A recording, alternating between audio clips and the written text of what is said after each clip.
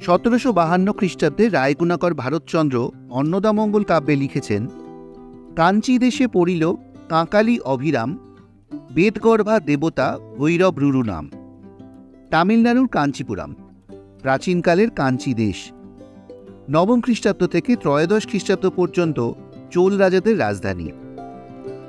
1024 খ্রিস্টাব্দ নাগাদ রাজেন্দ্র চোল প্রথম পাল বংশীয় রাজা মহিপালের অধীন রাঢ় বাংলা আক্রমণ করেন ও জয় করেন। পশ্চিমবঙ্গের বীরভূম জেলার বিখ্যাত রেল স্টেশনের নাম বোলপুর শান্তিনিকেতন।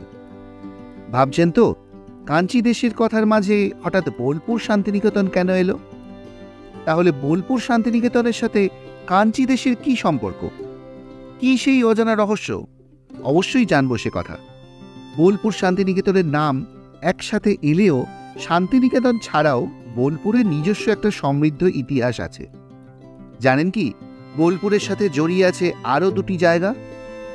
সেই ইতিহাস পৌরাণিক যুগের, 2000 বছরেরও পুরনো। জানেন কি, বোলপুরের নাম বোলপুর হলো কিভাবে?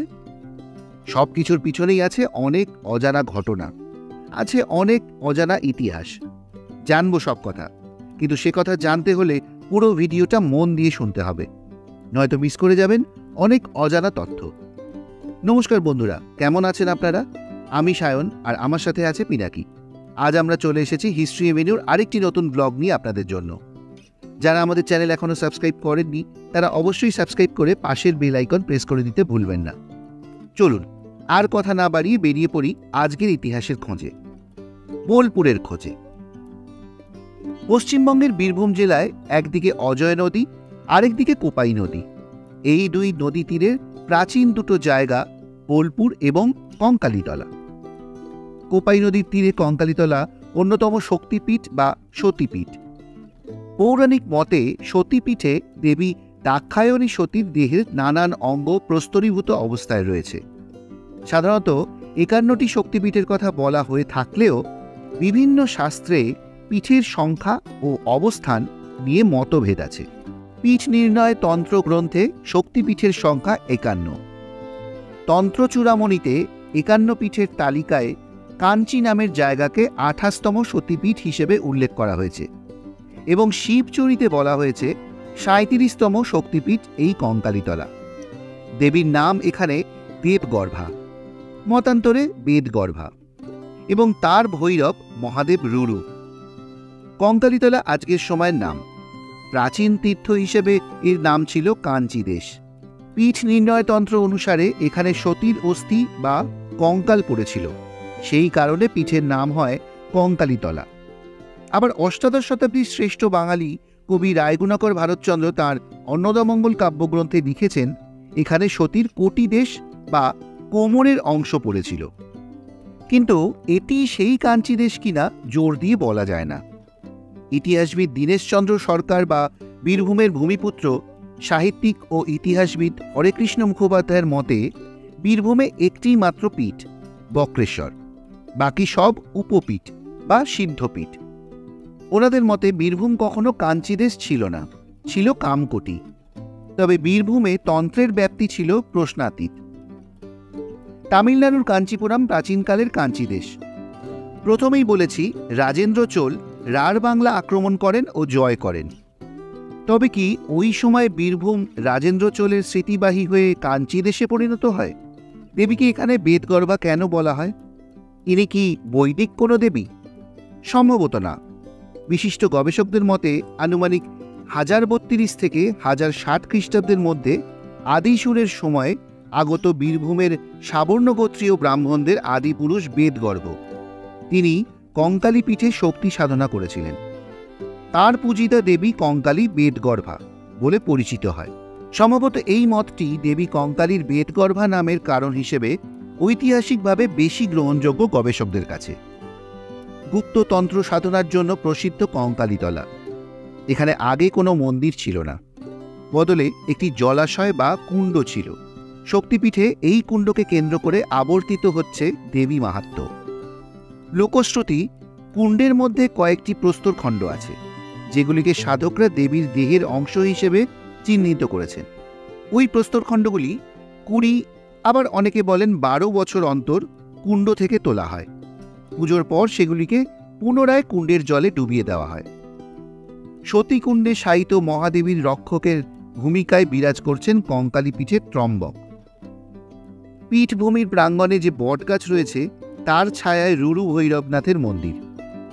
জনশ্রুতি, ষোড়শ শতকে রাজীবলোচন রায় মতান্তরে কালাচাঁদ রায় ওরফে মোহাম্মদ হরমুলি তথা কালা পাহাড় যখন উড়িষ্যা এবং তৎকালীন বাংলার বিভিন্ন মন্দির ও দেবদেবী মূর্তি ধ্বংস করছিলেন, সেই সময় তার আক্রমণে রুরু ভৈরবনাথ শিবলিঙ্গ ক্ষতিগ্রস্ত হয়। বোলপুরের নামের সাথে জড়িয়ে রয়েছে পুরাণ থেকে ইতিহাস। প্রাপ্ত তথ্য অনুযায়ী মুঘল আমল বা তারও আগে থেকেই লোহা ও লাক্ষা শিল্পের জন্য দূর দূরান্তে বোলপুরের নাম ছড়িয়ে পড়ে। পরবর্তীতে এর সঙ্গে যুক্ত হয় নীল চাষের খ্যাতি। ভারতবর্ষে বিদেশি শাসকদের অনুপ্রবেশের কিছু পরেই তাদের নজর পড়ে এই এলাকার ওপরেও। ইংল্যান্ড ও ফ্রান্স দুই দেশের শাসকই ব্যবসার প্রয়োজনে বোলপুরে আসেন। 1782 সালে বোলপুরে আসেন ইংরেজ ব্যবসায়ী জন চিপ, যার নামে আজও বোলপুরের উপকণ্ঠেই রয়েছে চিপকুঠি। ওই অঞ্চলেই তখন কাছাকাছি দুটি কুঠিবাড়ি নির্মাণ করা হয়, যার একটি থেকে চিপ সাহেব, অন্যটি থেকে ফরাসি ব্যবসায়ী মনলি সেনার ব্যবসা পরিচালনা করতেন। পরবর্তীতে এই মনলির কুঠি বিশ্বভারতী অধিগ্রহণ করে নেয়। ব্রিটিশ বিরোধী আন্দোলনেরও বহু স্মৃতি জড়িয়ে আছে এই শহরের সঙ্গে। বঙ্গভঙ্গের সময় বয়কট ও স্বদেশীর পক্ষে প্রচার চালিয়ে একে একে জেলার কংগ্রেস নেতৃত্ব গ্রেপ্তারও হয়েছেন। তবে 1915 সালের ফেব্রুয়ারি মাসে গান্ধীজি প্রথম বোলপুরে পা রাখেন। তাতেই জোয়ার লাগে সেই আন্দোলন। এখানকার ছাত্র আন্দোলন থেকেই দেশ জুড়ে অসহযোগ আন্দোলনের সূচনা করেন তিনি। তাঁর আহ্বানে হেতমপুর কৃষ্ণচন্দ্র কলেজ ও বেণীমাধব স্কুলের ছাত্ররা রাস্তায় নামে। ঢেউ লাগে শান্তিনিকেতনের ছাত্র মহলেও। এরপর ধীরে ধীরে গ্রাম থেকে গঞ্জ, তার থেকে শহরের রূপ নিতে থাকে বোলপুর। বীরভূম জেলার প্রথম রেল স্টেশন নির্মিত হয় এখানেই, আর তাকে কেন্দ্র করেই গড়ে উঠতে থাকে জনবসতি, অফিস ও অন্যান্য পরিষেবা। এবার আসা যাক বোলপুরের নাম বোলপুর হলো কেন। আজ থেকে প্রায় 2500 বছর আগের কথা। বর্তমান বঙ্গদেশের রাঢ় অঞ্চলে রাজত্ব করতেন রাজা সুবাহু সিংহ। তাঁর প্রতিষ্ঠিত নগরের নাম ছিল সুবাহুপুর বা সপুর। জনশ্রুতি, সেই নামই লোকমুখে বদলাতে বদলাতে হয়ে গেল সুপুর। বোলপুর স্টেশন থেকে 3 কিলোমিটার দূরে অজয় নদীর তীরে একটি ঐতিহাসিক জনপদ এই সুপুর। বীরভূমের আরও 2 ভূমিপুত্র সুকেশ মণ্ডলের লেখা এবং অঙ্কুশ দাস সম্পাদিত ইতিহাসের দর্পণে রায়পুর সুপুর অঞ্চল বই থেকে জানা যায়, রাজা সুবাহুর এক বংশধর ছিলেন রাজা সুরত। কিংবদন্তি ঘটনা অনুযায়ী পৌরাণিক রাজা সুরত কর্ণাট দেশ জয় করার অভিযান করে ব্যর্থ হয়ে দেশে ফিরে আসেন, কিন্তু প্রজারা তাকে প্রত্যাখ্যান করেন। রাজ্যহারা হয়ে তিনি এখানেই আশ্রয় নেন। মার্কণ্ডেয় পুরাণ বলছে, বাংলায় প্রথম বসন্তকালীন দুর্গাপুজোর প্রচলন করেন তিনি। স্থানীয় লোককাহিনীতে সুরতকে একজন অত্যাচারী শাসক বলা হয়েছে। বহু মানুষকে তিনি হত্যা করেছেন। তাদের প্রেতাত্মারা একবার সুরতের পিছনে ধাওয়া করলে তিনি জ্ঞানশূন্য হয়ে পড়লে দেবী চণ্ডীর আবির্ভাব হয়।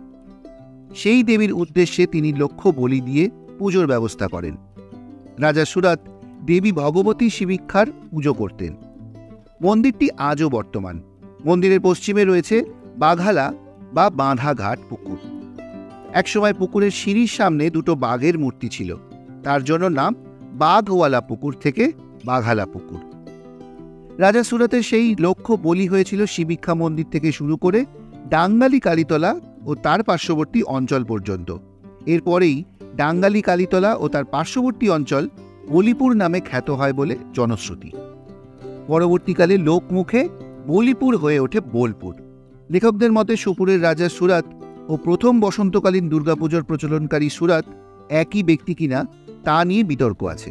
তবে অনেক ভাষাতাত্ত্বিক, ইতিহাসবিদ, গবেষকদের মতে এই অঞ্চলে একসময় প্রচুর বকুল ফুলের গাছের জন্য বকুলপুর থেকে লোকমুখে বোলপুর হয়ে যায়। পুরাণ কিংবদন্তি হয়ে আজকের বোলপুরের উত্তরণ ঘটলেও ইতিহাস আমরা কজন মনে রেখেছি। তবুও বোলপুর তার স্বমহিমায় উজ্জ্বল। আমাদের আজকের ব্লগটি আপনাদের কেমন লাগলো কমেন্ট করে জানাবেন। যদি ভালো লাগে একটা লাইক করে দেবেন, আর আমাদের চ্যানেল হিস্ট্রি এভিনিউকে অবশ্যই সাবস্ক্রাইব করে পাশে থাকা বেল আইকনটি প্রেস করে দেবেন। আর হ্যাঁ, আমাদের এই ব্লগগুলো বেশি করে শেয়ার করবেন, যাতে এরকম ধরনের ইতিহাস আমরা আপনাদের সামনে আরও বেশি করে নিয়ে আসতে পারি। দেখা হচ্ছে খুব শীঘ্রই পরবর্তী ব্লগে, নতুন কোনো জায়গায় নতুন কোনো ইতিহাসের খোঁজে। সবাই ভালো থাকবেন, সুস্থ থাকবেন। নমস্কার।